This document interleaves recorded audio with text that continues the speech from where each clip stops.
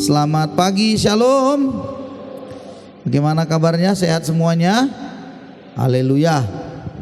Ibu bapak yang dikasihi Tuhan, kita memasuki bulan ke-9 dan saya beritahu betapa cepatnya waktu berjalan. Benar apa tidak, saudara-saudara?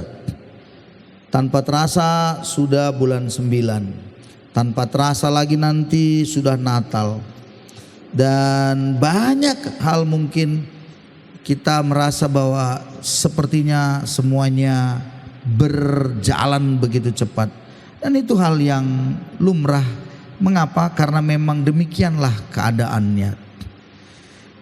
Saudara-saudaraku, di dalam perjalanan hidup yang terus menerus sepanjang kita ada, saya melihat dan mencermati berbagai kehidupan manusia. Saya melihat bagaimana si A, si B, si C menjalani hidupnya. Termasuk juga hamba Tuhan A, B, C, D dan selanjutnya. Saya mencoba mengamati dalam kehidupan apa dan bagaimana yang dikerjakannya dan bagaimana pula kehidupannya. Di awal tahun di mana saya ada di Nias ini, saya tahu beberapa teman-teman yang juga merintis bersama-sama dengan saya. Dan kemudian saya mengamati banyak yang lain, hamba-hamba Tuhan yang lain. Tetapi juga saya bisa belajar sesuatu hal penting. Saudara-saudaraku, ada orang yang begitu menggebu semangat sekali dalam mengikut Tuhan di awalnya. Ada banyak orang yang begitu menggebu, dia punya imannya sepertinya tak tergoyahkan. Luar biasa keyakinannya akan Tuhan. Tetapi seiring waktu berjalan, saya menemukan kenapa kok jadi sepertinya oleng. Saya mendapati ini orang kok jadinya makin hari makin melenceng begitu. Kok ini orang kok sampai ada yang tersesat, ada yang sampai nggak percaya Yesus lagi menjual imannya. Padahal begitu menggebu sekali, saudara-saudara. Dipakai Tuhan sepertinya luar biasa. Pada saat itu awalnya, saudara-saudaraku, pada akhirnya saya mendapati sebuah kesimpulan. Apa yang salah dalam dirinya? Ada apa dalam hidupnya? Kenapa? Kita juga seperti itu. Awalnya begitu semangat melayani Tuhan. Lama-lama terus. Akhirnya jadi biasa. Jadi orang yang dingin saja tentang Tuhan. Pada akhirnya kesimpulan saya adalah salah satu hal yang tidak dilakukan atau salah satu hal yang mulai dilanggar, tidak dikerjakan lagi adalah topik ini. Itulah disiplin rohani. Saudara-saudaraku, banyak orang berpikir bahwa dia bisa kuat, dia bisa luar biasa, dia pikirkan semuanya, dia mengerjakan banyak hal. Ya, itu baik, ya. Tapi ternyata tanpa disiplin rohani yang dilakukannya, dikerjakannya terus menerus, itu akan menggoyahkan hidupnya dan dia akan jadi orang yang suam-suam. Ibu bapak yang dikasihi Tuhan, mari kita belajar hari ini untuk melihat apa sebenarnya di dalam disiplin rohani, sehingga kita diharapkan terus mengerjakannya. Disiplin rohani itu kalau kita baca secara sederhana dalam 1 Timotius 4 ayat 7 sampai 9. 1 Timotius 4 ayat 7 sampai 9. Dikatakannya, tetapi jauhilah tahyul dan dongeng nenek-nenek tua. Latihlah dirimu beribadah. Latihan badan ini terbatas gunanya, tapi ibadah itu berguna dalam segala hal, karena mengandung janji baik untuk hidup ini maupun untuk hidup yang akan datang. Perkataan ini benar dan patut diterima sepenuhnya. Artinya perkataan ini benar, patut diterima sepenuhnya. Ini betul-betul harus Anda tangkap, karena tidak akan salah hidup Anda. Ini patut diterima. Apa itu? Ayat di atas tadi dikatakan, jauhilah tahyul dan dongeng nenek-nenek tua. Sekarang tahyul dan dongeng nenek-nenek tua tidak ada lagi kita lihat di dalam dunia modern sekarang ini, jarang. Dulu waktu tahun-tahun 90 80 masih sering nenek-nenek itu bercerita tentang dongeng. Dan anak-anak itu, anak nenek itu ya, orang-orang tua kita lah katakan dulu itu senang mendengar dongeng. Kancil dan buaya, maling kundang, itu dongeng-dongeng yang membawa mereka mengantar tidur begitu. Mereka akhirnya mengerti dari dongeng-dongeng itu. Dan banyak yang baik. Tapi juga dengarkan saya, tahyul, dongeng-dongeng nenek-nenek tua di sekarang ini tidak lagi, saudaraku, seperti dulu. Banyak orang lebih tertarik sekarang ini kepada tahyul dongeng-dongeng yang berasal dari handphone Anda itu. Udah diganti di situ. Dulu orang sangat tertarik dengan tahyul. Tahyul itu suatu yang tidak sebenarnya benar, hanya dibuat-buat, mengada-ngada. Membawa impian mimpi kita itu jadinya lari tak kemana-mana. Sekarang tahyul yang sudah ada diganti dengan itu yang ada di apa Anda itu, drama Korea. Itu sudah mulai tahyul, artinya yang nggak ada itu kan dibuat-buat itu. Dongeng-dongeng nenek-nenek tua juga itu termasuk. Lalu diharapkan oleh Paulus kepada Timotius, latihlah dirimu beribadah. Karena memang berguna bukan hari ini tapi juga yang akan datang. Jadi latihlah dirimu, itulah yang sering disamakan dengan disiplinkan rohanimu. Jadi disiplin rohani itu merupakan sebuah latihan yang harus Anda terus lakukan. Perlukah kita latihan olahraga fisik?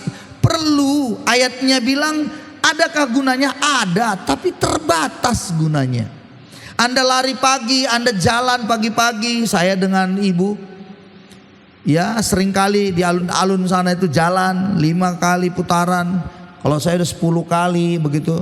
Atau kami di sana itu di kantor bupati lama itu yang Brimob sekarang itu. Wah itu di luar olahraga. Wah di situ tuh luas tuh, bisa jalan turun sunyi kan. Iya itu perlu. Tapi itu terbatas gunanya.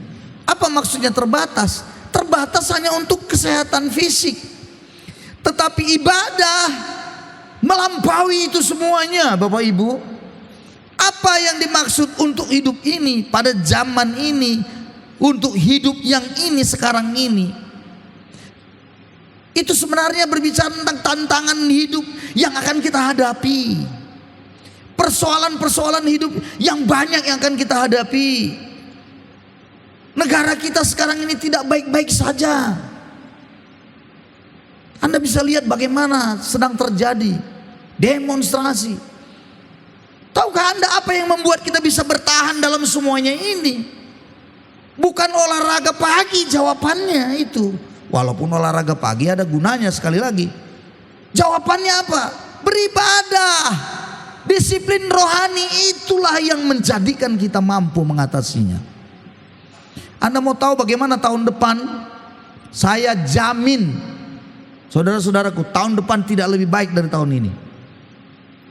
Dari tahun lalu saya sudah bilang, tahun depan itu tahun sulit. Tahun depan lebih sulit. Percayalah. Kenapa bisa begitu? Alkitab sudah mengatakan bahwa menjelang kedatangan Tuhan, kesusahan makin banyak. Nah, apa jalannya bagi kita untuk mengatasi semua itu? Saudara-saudaraku, jalan yang terbaik adalah disiplin rohani yang akan memampukan kita mengatasi itu. Amin, saudara-saudaraku. Jadi disiplin rohani itu perlu dilatih. Artinya beribadah itu perlu dilatih. Latihannya itu beribadahnya bagaimana? Satu, beribadahlah Anda secara pribadi. Apa itu disiplin rohani yang pribadi? Doa Anda, saat teduh Anda, berpuasa, merenungkan firman, itu menjadi sebuah habit harusnya. menjadi sebuah kesukaan Anda, gaya hidup Anda. Kemudian apa? Ya ini ibadah bersama kita. Ada kelompok kecil Anda, ada doa jemaat, ada ibadah minggu seperti ini. Jangan ditinggalkan. Karena itu yang membuat Anda mampu mengatasinya nanti. Percayalah. Hari ini Anda baik-baik saja, nggak tahu kita minggu depan, bulan depan. Itu yang disebut tadi 1 Timotius 4 berkata, bukan hanya hidup sekarang ini, juga yang akan datang. Jangan anggap remeh saudara-saudara. Begitu banyak orang seperti yang sudah katakan tadi, tanpa disadarinya, tanpa sadar dia sedang hanyut, pelan-pelan dia sedang turun dan akhirnya hilang. Dulu begitu bersemangat melayani Tuhan, akhirnya hilang. Setelah diselidik, itu semua dikarenakan salah satu hal yang terbesar, disiplin rohaninya nggak jalan lagi. Cukup dia merasa bahwa ya sudah, saya pokoknya sudah berbuat baik. Cukup dia merasa sudah bahwa ya aku kan nggak buat jahat, apalagi. Nggak bisa saudara-saudaraku sekarang ini. Zaman sudah begitu beratnya. Kita harus makin mendekatkan diri pada Tuhan. Amin saudaraku. Saya bisa lihat bagaimana kehidupan kami. Kalau nggak makin dekat sama Tuhan, berat. Berat. Makanya saya bilang sama anak-anak saya, anak-anak kami kemarin kami bertemu lagi, saya mengingatkan, jangan sampai kau lupa untuk ibadah. Sesibuk apapun kau, punya pertemananmu apapun, melayani Tuhanlah engkau, saya bilang. Kalau si kembar kami sekarang belum bisa karena masih orientasi. Jadi mereka jalan sekarang. Ada seperti mereka pergi ke satu tempat dengan semua angkatan mereka. Ada orientasi di sana mahasiswa. Oke lah. Apa boleh buat? Tapi setelah itu kan semuanya akan selesai. Dan mulai akan perkuliahan dilakukan. Ketika mulai perkuliahan apa? Ibadah aja jangan sampai lupa. Saya sampai katakan di kampusmu ada enggak? Ikut ibadah di situ. Mengapa? Karena memang itu harus dilatih. Dengarkan saya. Sebelum Anda datang kemari, ini kita jujur ya, karena saya dulu seringkali ngalami. Sebelum Anda datang kemari, ada nggak tantangannya buat hidup Anda? Hah? Mau kebaktian minggu aja ada tantangannya. Ini mau kebaktian minggu ini, apa? Baik-baik semuanya semalam. Pas hari Minggu, entah setan apalah yang datang ganggu. Betul nggak? Adalah tetangga yang macam mana macam, akhirnya kita pun marah. Adalah suami, entah setan apa pula yang datang akhirnya ngamuk. Ngerti? Ada lagi lah anak, ada lagi bikin sehingga akhirnya ada keluarga yang ribut. Jadi mereka akan bertengkar begitu. Lalu istrinya bilang pula begini, memang ginilah tak ada gunanya kita ke gereja. Suaminya bilang, ya udah terus ke gereja, besok udah gak jadi ke gereja. Tahu Anda itu? Hal-hal yang seperti itu akan terjadi.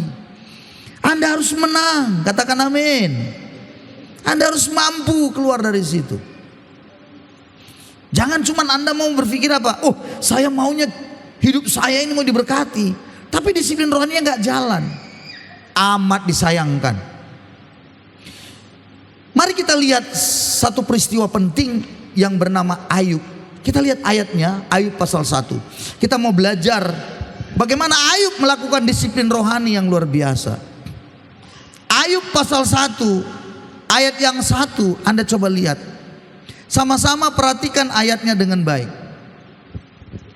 Ada seorang laki-laki di tanah Uz bernama Ayub. Orang itu saleh dan jujur.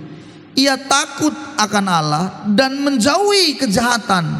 Inilah orang yang berbicara tentang disiplin rohani yang dia miliki, sehingga dia belajar hidupnya saleh untuk dia jujur. Anda pikir untuk hidup jujur itu tidak perlu latihan? Itu harus terus, akan ada tawaran, godaan, tapi kita mengatakan aku harus hidup jujur apapun yang terjadi. Untuk hidup takut akan Tuhan. Dan yang menarik adalah ada sebuah hal yang luar biasa. Ketika langsung saja lompat. Ayat yang keempat, anak-anaknya laki-laki biasa mengadakan pesta di rumah mereka masing-masing menurut giliran, dan ketiga saudara perempuan mereka diundang makan dan minum bersama-sama mereka.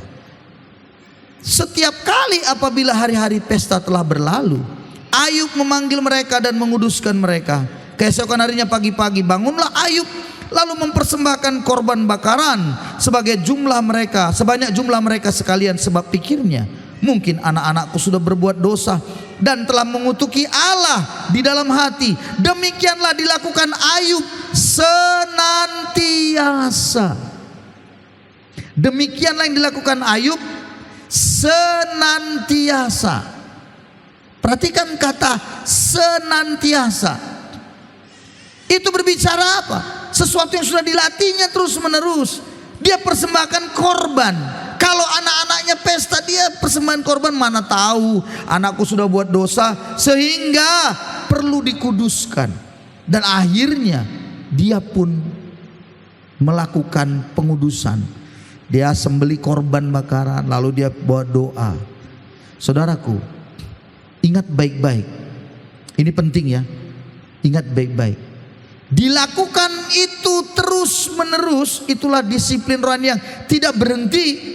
Hasil yang paling luar biasa yang harusnya kita sadari, saudara-saudaraku, adalah bahwa setiap kita yang melakukan itu pasti ada sesuatu hal yang baik yang pasti kita terima. Katakan amin. Apa yang Ayub terima dari disiplin rohani yang dilakukannya? Yang menarik sekali adalah Ayub dipagari oleh Tuhan. Katakan bersama saya, dipagari. Ulangi, katakan bersama saya, dipagari. Ulangi, katakan bersama saya, dipagari. Mari kita lihat ayatnya. Coba Anda perhatikan waktu iblis berjalan keliling menjelajah bumi, ayat 7.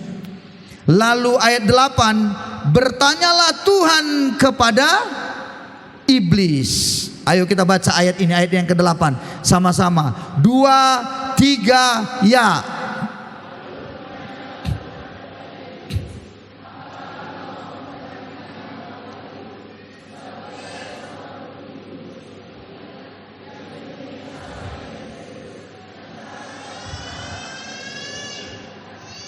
Perhatikan, Tuhan bilang kepada iblis, kau perhatikan itu. Coba kau lihat hambaku Ayub. Perhatikan hidupnya, coba lihat bagaimana. Apakah, coba kau perhatikan katanya. Tapi iblisnya itu luar biasa. Ya, dia itu ayat 9. Coba lihat ayat 9. 2, 3 ya. Jawab iblis kepada Tuhan, apakah dengan tidak mendapat apa-apa Ayub takut akan Allah? Ayat 10 penting untuk kita pegang. 2, 3 ya. Bukankah engkau yang membuat pagar sekeliling dia dan rumahnya serta segala yang dimilikinya? Apa yang dikerjakannya telah kau berkati, dan apa yang dimilikinya makin bertambah di negeri itu. Jadi waktu Ayub melakukan disiplin rohaninya itu secara terus menerus, rupa-rupanya iblis tidak bisa mengganggunya. Kenapa? Dibuat oleh Tuhan pagar sekelilingnya. Dengarkan saya. Anda yang melakukan disiplin rohani, Anda itu tidak terlihat Anda dan saya tidak bisa lihat. Tapi iblis lihat, dia tahu bahwa ada pagar yang mengelilingi kita dan anak-anak kita. Dan iblis tidak bisa ganggu. Iblis tidak bisa gampang membuat kita kacau. Coba bayangin saudara-saudara. Kan suka gini. Ada orang yang telepon saya misalnya. Ada masalahku Pak, apa itu? Lalu datanglah ke rumah, ngobrol, bla bla bla bla bla bla bla bla, biasa banyak masalah. Lalu saya tanya, kenapa begini? Ya itulah Pak, kayaknya setan yang mengganggu kami gini-gini. Pertanyaannya bukan setan yang mengganggu. Setan itu sudah kalah, dia nggak ada hebatnya. Persoalannya kenapa bisa dimasukinya? Kenapa bisa tembus? Itu persoalannya. Selidik punya selidik. Barulah dia ngaku. Ke gereja pun tak pernah, berdoa pun tak ada. Ya wajar lah, nggak ada pagar di sekelilingmu. Orang-orang itu kadang-kadang heran. Ngomong masalah nomor satu, ngomong persoalan jago kali. Ini persoalan saya Pak, panjang kali. Kalau dibikin itu bisa sampai 1 halaman, banyak sekali halaman. Semua isinya itu masalah. Tapi ketika bicara, kita cek disiplin rohaninya, ternyata nggak ada sama sekali. Jadi apa artinya? Bullshit, omong kosong masalahmu bisa selesai. Omong kosong semua kesusahanmu bisa selesai. Kalau ke gereja juga enggak. Makanya saya kadang-kadang bingung juga. Contohnya bapak-bapak tuh, rindu anaknya berhasil, tapi nggak pernah ibadah. Rindu sekali diberkati Tuhan, tapi gak pernah berdoa. Macam mana gitu? Keinginannya itu kepingin selalu baik hidupnya, keinginannya selalu rindu sekali, keluarganya makin luar biasa diberkati Tuhan. Salahkah? Enggak, itu kerinduan bagus. Tapi persoalannya jalan mendapatkan itu, Anda harus tahu bahwa disiplin rohani itu harus ada. Karena itulah yang memagari kita semua, sehingga iblis tidak bisa ganggu kehidupan kita. Dan yang luar biasanya, kata ayat 10 tadi, iblis tahu, kau diberkati dia pulanya. Apa yang dikerjakannya, ya makin bertambah-tambahlah yang dimilikinya. Makanya dia itu, maksudnya iblis itu gitu, komplain. Makanya Ayub itu, ya ada ya sungguh-sungguh kepadamu. Padahal bukan itu. Memang dasarnya Ayub sudah melakukan disiplin rohaninya senantiasa tadi. Dia mengerjakan, dia datang pada Tuhan senantiasa, menguduskan anak-anaknya. Hasilnya saudara-saudara, Tuhan memberkati dia. Dengar ya saudara, kalau Anda tidak melakukan disiplin rohani, Tuhan itu nggak pernah rugi. Nggak rugi Tuhan itu. Nggak peduli pun dia. Anda nggak melakukan disiplin rohani, nggak masalah sama Tuhan tuh. Santai aja lah, karena dia tetap Tuhan. Dia tetap maha kuasa. Dia tetap luar biasa. Dia adalah Allah di atas segala-galanya. Ya, yang menjadi persoalan apa? Kita tidak dapat perlindungan pagar itu. Kita tidak beroleh itu. Makanya gampang diserang, pak, kacau. Ada masalah sedikit, pak, tumbang. Ada sedikit saja persoalan, ambruk. Begitu dia jadinya. Pagi hari ini saya rindu Anda semua menyadari bahwa tidak bisa lagi main-main ini. Ini menghadapi hidup yang begini, gak ada satupun kepastian yang bisa kita lihat. Semuanya saudara-saudaraku kesulitan saja. Cerita orang semuanya kesulitan. Siapa di sini yang pedagang pasti tahu. Coba lihat berapa banyak orang yang belanja sekarang ini. Di pasar pagi lah misalnya, menurun, semua ngomong omsetnya turun. Bayangin, itulah kondisi bangsa ini. Maka kita perlu berdoa mati-matian. Apa ini bangsa ini sekarang? Bagaimana pemimpin kita ini? Doakan supaya Tuhan campur tangan. Kita tidak diajarkan memberontak, tidak diajarkan saudara. Tapi Tuhan bilang apa? Tunduk pada pemimpinmu, tunduk pada pemerintahmu. Doakanlah. Saudaraku, waktunya pasti tiba. Beberapa waktu yang lalu saya mendengar nubuatan tentang Indonesia. Ketika banyak pendoa-pendoa yang ada di beberapa negara, mereka diperlihatkan Tuhan matanya tertuju untuk Indonesia. Wow, saya mendengarkan pesan itu, saya terenyuh juga. Benarkah ini Tuhan? Gitu.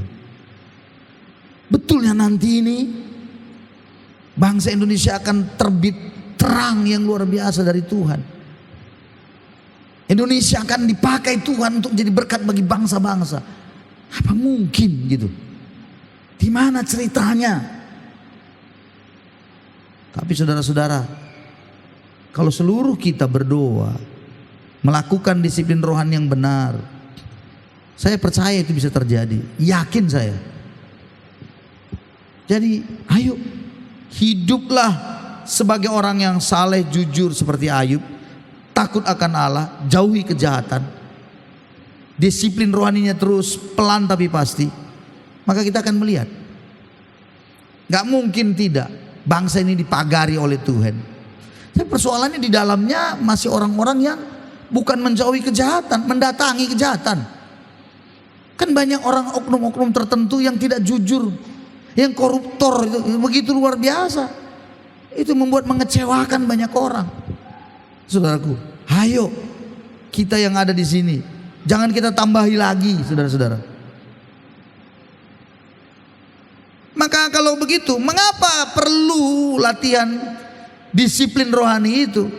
Poin yang pertama yang harus kita tahu, membebaskan kita dari ikatan-ikatan dunia ini. Membebaskan kita dari ikatan dosa kedagingan yang menguasai diri. Saya kasih contoh, dengarkan baik. Ada orang dia mau lepas dari narkoba misalnya. Orang yang ada dia pengguna narkoba misalnya, dia mau lepas dari situ. Bagaimana caranya? Ada banyak orang bilang begini, oh dia ada di rehabilitasi. Saya sih tidak mengatakan itu jelek, itu ya. Tapi camkan yang saya katakan, tanpa Tuhan tidak akan permanen, akan kumat-kumat lagi. Tanpa orang itu melakukan disiplin rohani dalam dirinya, untuk dia berjuang, berdoa terus, berpuasa lagi, ikut ibadah dengan sungguh, sulit bisa menang dari situ. Itu sebabnya latihlah dirimu menjadi orang yang beribadah terus menerus. Itu akan menekan semua, membuat keinginan dagingmu, hawa nafsu tadi itu tidak naik, itu ditekan begitu. Jadi kalau misalnya, dengar baik, ini keinginan daging, ini keinginan roh, oke? Di dalam diri Anda ini, kita ini ada seperti dua serigala, putih dan hitam. Mana yang kuat? Yang kuat itu adalah yang kita kasih makan tiap hari. Misal, serigala hitam itu apa dalam diri Anda? Pornografi misalnya. Anda kasih makan terus, Anda buka pornografi. Yang ini, yang roh ini akan turun. Yang ini naik, dihantam terus. Makanya kita nggak menang-menang. Caranya bagaimana? Bukan ini prioritasnya, bukan ini fokusnya, bukan pornografi itu fokusnya supaya saya menang bagaimana, bukan. Naikkan dunia ini, rohani Anda naikkan. Naikkan perlahan. Disiplinkan hidup Anda, lakukan disiplin rohani. Doa, puasa, setia Anda ibadah, sungguh-sungguh di komsel, terus begitu dia nanti di atas ini, lama-lama ini yang menghantam begini, dia tidak akan bisa muncul. Tergantung yang mana Anda kasih makan setiap hari, yang mana ini. Kalau Anda duniawi terus yang Anda kasih makan, dia akan makin naik, rohani Anda akan turun. Anda kasih makan terus, apa? Coba contoh apa lagi? Anda ada banyak kan contoh-contoh itu tadi pornografi. Kalau yang suka marah-marah saja, dikasihnya makan terus, marah, apa-apa marah. Ini makin naik ini, marah. Terus nggak pernah ke gereja, nggak pernah berdoa, nggak pernah ikut komsel, nggak pernah. Ini akan turun. Ini naik. Inilah nggak bisa sampai kiamat dunia Anda akan tidak bisa menang. Jalan satu-satunya Anda harus naikkan yang rohnya ini. Dunia rohnya harus naikkan, terus naik. Biarkan di puncak tinggi dia oke, di sini masih rendah sekali, nggak apa-apa. Tapi Anda sungguh-sungguh disiplinkan diri Anda, lakukan disiplin rohani. Anda perlu berpuasa, lakukan, nggak apa-apa. nggak makan, nggak apa-apa, biarin lapar perut Anda. Tapi Anda baca firman. Saat Anda berpuasa, lakukan terus. Ini akan pelan naik. Jangan lagi Anda tidak beribadah. Teruskan ibadah, terus. Biarkan ini tinggi, nggak apa-apa. Tapi Anda terus naik. Pada waktu dia sudah di atas, ini akan kalah. Dia pasti akan tunduk semua. Tapi orang Kristen lucu. Mau menang dari kemarahan. Apa yang dilakukannya? Dia cuma bilang, Pak Pendeta, doakanlah aku. Marah-marah saja aku. Jadi yang kerjanya, yang tugasnya itu siapa? Pendeta yang disuruhnya, dia enggak. Ah, Tuhan tolong, dalam hatiku manusia ini perlu disalibkan juga. Pak Pendeta, saya mau menang Pak Pendeta. Dari apa? Inilah saya terlibat. Terlibat apa? Utang piutang. Lalu, ya inilah Pak Pendeta, doakanlah saya. Doakanlah saya. Saya bilang utang bukan perlu didoakan, tapi dibayar.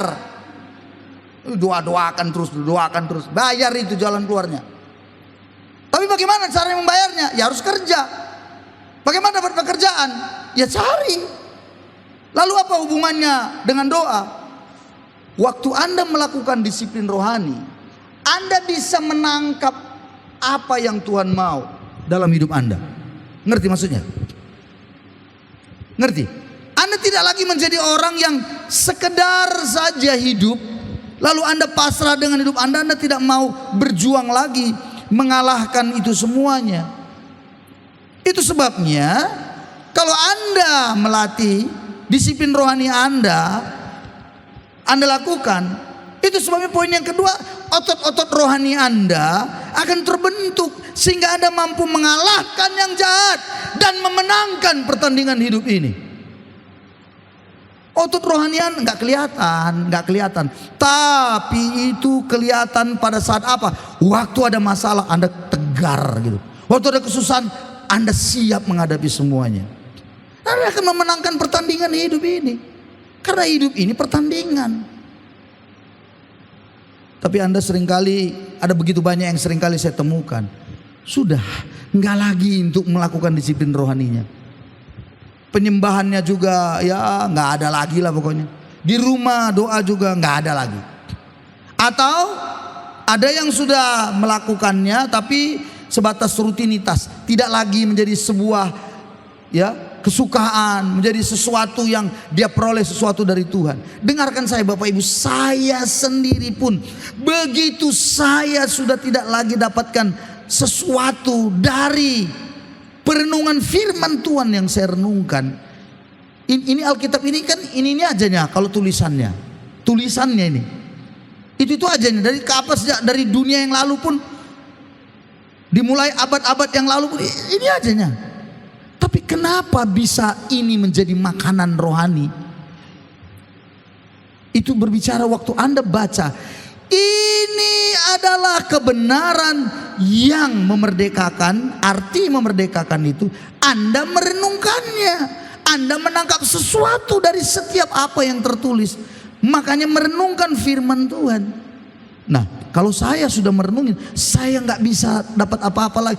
Kok sepertinya semua tulisan ini seperti tulisan biasa saja. Itu yang artinya bukan ini yang salah, saya yang salah. Maka apa yang saya lakukan? Harus puasa ambil 1-2 hari. Doa diperbanyak. Kalau nggak gitu, nanti khotbah yang saya sampaikan buat Anda semuanya, ya datar aja. Itu saja khotbahnya. Kan pernah nggak Anda lihat ada orang yang khotbah itu saja? Khotbahnya apa? Perpuluhan saja. Ada yang begitu. Khotbahnya itu datar aja semua sampai kiamat dunia ini begitu aja. Kita ini saudaraku kalau bicara tentang kebenaran yang memerdekakan, itu artinya kita dapat pencerahan setiap hari untuk kita. Makanya ayat ini firman Tuhan dibaca itu seringkali berbicara untuk kehidupan kita hari ini, di mana Tuhan berbicara lewat firman ini untuk kita. Dan sama dengan ini Anda dengerin firman. Tuhan sedang berbicara, Tuhan memang pakai saya, lidah bibir saya. Tapi saya menyampaikan ini bukan tanpa perenungan berhari-hari. Untuk tema 1 bulan aja, bulan depan aja, itu penuh pergumulan. Jadi seringkali kalau saya ditanya dulu ini ya, mana yang lebih enak Pak, mimpin pujian atau khotbah? Dulu saya bilang apa? Khotbah lebih gampang. Kenapa? Udah biasa, udah tahu, tinggal bla bla bla bla selesai. Kalau mimpin pujian pusing, lagunya apa? Habis ini nanti lagu pertama apa? Bawaan yang ini penyembahannya apa? Lagu terakhir nanti apa? Ini dipikirin semua. Tapi semakin saya sadari, sebagai seorang pemberita firman yang menyampaikan kebenaran, harus betul-betul mengerti apa yang Tuhan mau bagi setiap umatnya. Makanya tema bulan ini bukan tema yang dapat di tengah jalan, saudara-saudara. Itu yang saya katakan tadi, kalau saya tidak melakukan disiplin rohani, ya udah gitu-gitu aja. Ada yang bilang lagi sama saya, ini beberapa kali itu, waktu saya melayani orang yang A, ini sama masalahnya, ceritanya A sama B sama masalahnya. Tapi waktu saya berbicara dengan A, lalu berbicara dengan B, saya bisa tahu si A ini persoalan besarnya, si B ini persoalan besarnya. Beda. Dari mana saya tahu padahal mereka ceritanya sama? Itulah yang disebut hikmat yang dari Tuhan. Dan hikmat yang dari Tuhan itu tidak didapat di mana? Di STT nggak dapat, saudara-saudara. Ilmunya aja itu banyak tinggi, yes. Tapi apa? Keefektifan pelayanan itu semakin kita bertumbuh, itu karena disiplin rohani. Percayalah. Ada banyak orang yang sudah lulusan STT, yang udah tinggi pun dia punya titel, dibandingkan dengan bapak ibu yang sederhana. Ketika dibandingkan, dilihat kehidupannya lebih berrohani bapak ibu daripada yang sudah tinggi titelnya. Kenapa? Karena bapak ibu melakukan disiplin rohani setiap hari. Yang punya titel sudah cukup waktu selesai kuliah, di situ disiplin rohani dilakukannya, tamat tidak lagi. Persoalannya di situ. Jadi kita ini harus kejar disiplin rohani itu terus. Lakukan setiap hari supaya Tuhan beri kita hikmat. Itulah yang saya katakan poin yang ketiga, supaya kita semakin tumbuh dan kita semakin efektif dalam melayani. Melayani ini jangan selalu kategorikan atau dalam pikiran kita di atas mimbar. Tidak. Melayani juga, Anda sebagai guru, Anda melayani. Anda kerja sebagai PNS, apa saja di bidang mana, Anda melayani. Diberikan Tuhan Anda hikmat dalam mengerjakan semua itu. Jadi pedagang perlukah hikmat? Perlu. Pedagang apalagi, jangan sampai rugi. Semua kita mulailah lakukan disiplin rohani. Jangan berpikir saudara-saudara, semuanya bisa diatur. Gampang. Kenapa? Ada orang dalam. Ya kan celakanya sekarang gitu. Semuanya pokoknya santai. Enggak, dengarkan saya baik-baik. Dunia ini enggak semakin baik. Susah. Hanya ketika Anda mendekatkan diri pada Tuhan, itulah yang akan memampukan Anda menang. Amin, saudara-saudaraku. Jadi kalau hari ini Anda yang merasa bersalah, mungkin ada dosa tertentu sehingga Anda rasanya takut lagi berdoa. Ada yang seperti itu, merasa berdosa sehingga merasa nggak layak di dalam Tuhan. Saya kasih tahu, semakin Anda menjauh dari Tuhan, semakin hancur hidupmu. Betul. Tapi kalau Anda tahu Anda salah, Anda dan saya tahu bahwa saya punya sebuah kelemahan, ada dosa misalnya, Anda cepat-cepat datang sama Tuhan. Tetap lakukan ibadah Anda, terus jalankan. Penyembahan Anda lakukan dengan berkata, Tuhan sucikan aku kembali. Aku mau dekat padamu Tuhan. Paksakan diri Anda, latih diri Anda terus dan terus. Sampai yang tadi saya bilang, yang serigala hitamnya tadi itu yang saya bilang, itu akan ditaklukkan. Saudara-saudara, Anda pasti bisa. Amin, saudaraku. Bilang dulu kiri kanannya, Anda pasti bisa. Oke, amin ya. Keterikatan Halo, keterikatan apa Anda? Keterikatan handphone itu Anda pasti bisa. Puasa dulu, coba mulai doa banyak, puasa, jangan pegang handphone. Dia kalau bunyi dia Pak, ya udah daripada ganggu, matikan dulu, coba puasa dulu. Saya mendengar beberapa waktu yang lalu ada teman kita dari sini yang dia bilang sama saya, puji Tuhan Pak, aku sudah berhasil. Berhasil apa? Berpuasa 2 minggu. Hah? Puasa 2 minggu apa kau ini? Bukan puasa makan Pak, apa? Puasa tidak pegang handphone Pak. 2 minggu, keren kau bah. Ku bilang aku 1 hari tak sanggup, ku bilang. Tapi dia bisa, Tapi apa setelah itu dia bilang, sejak saat itu Pak, handphone itu tidak mengikat aku lagi. Disiplinkan diri. Kita kan lucu, kita ngapain anak ini anak lagi main-main ngasih makan anak, tapi mamanya gini, gitu, lucu nggak itu? Anaknya main, udah mau masuk paret, gini-gini aja dia. Pernah nggak Anda lihat ada di TV itu? Di TV dia bawa anaknya, sorong-sorong anaknya, tapi dia begini-begini. Datanglah truk, datanglah apa? Itu tadi nggak dilihatnya lagi. Itu masih lumayan, itu udah mengerikan lah. Ini masuk paret lagi. Mengapa? Udah keterikatan, udah diganti dongeng nenek-nenek tuanya dengan ini sekarang.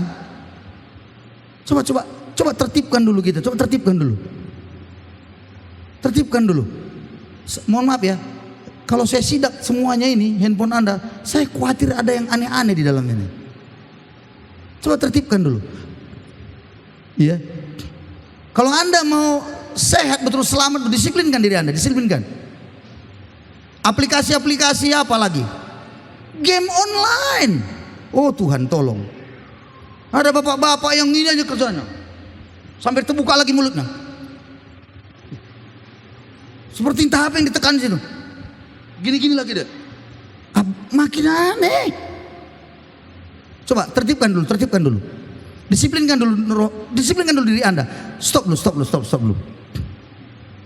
Kalau sudah mulai keterikatan, amin, saudara-saudaraku. Disiplinkan dulu. Kalau saya dulu di masa belum tobat dulu, ada 2 kebiasaan saya. Satu itu laga ayam. Makanya kalau aku tengok selalu ayamnya si Amariota ini, langsung kayak terpancing aku dibuatnya.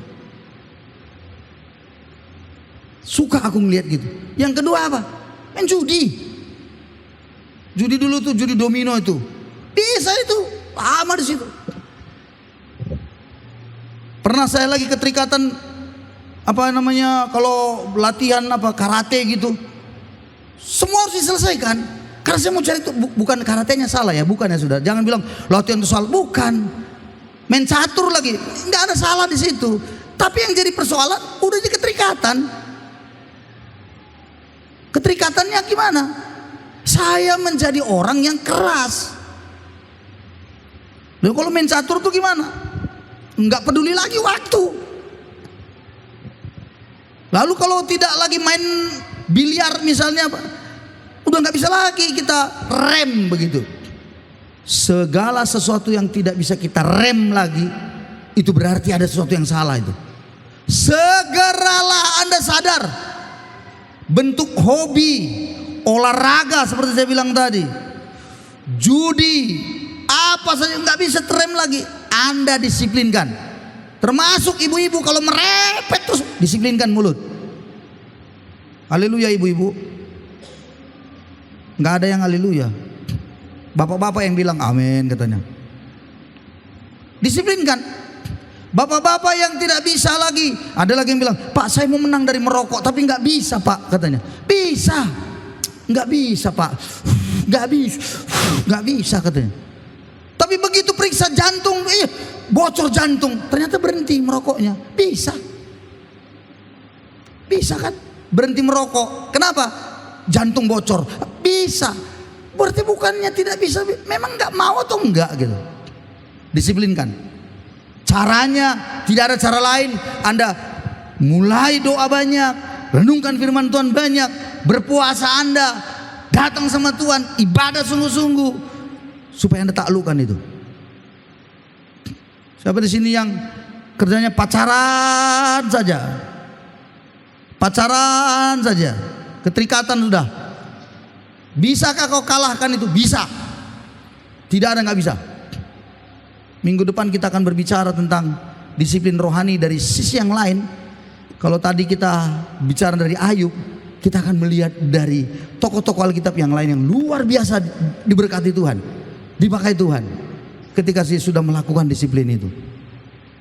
Ingat saudara-saudara,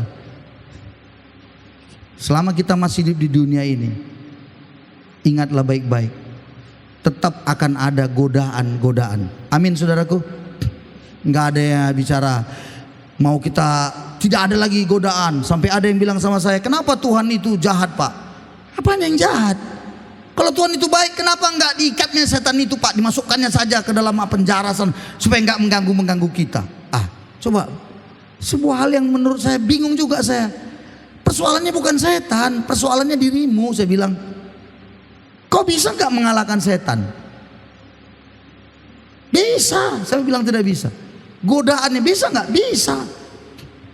Maka itu sebabnya awal yang penting hari ini, disiplin rohani harus Anda jalankan. Perbanyak doa kita. Coba mulai renungkan firman Tuhan dengan baik. Makin dekatlah sama Tuhan. Amin ibu-ibu semuanya. Amin ya. Bapak-bapak, pasti kau bisa. Dari semua kelakuan yang jelek pasti bisa. Oke. Demikian kebenaran pada hari ini. Anda pulang, lakukanlah dengan baik. Kita akan lihat Tuhan akan buka banyak pertolongan-pertolongan dalam hidup ini. Banyak, bukan cuma satu, banyak. Akan banyak pintu yang bisa dibukakannya dalam Anda menjalani hidup. Tuhan memberkati kita semuanya. Mari kita datang pada Tuhan. Kita akan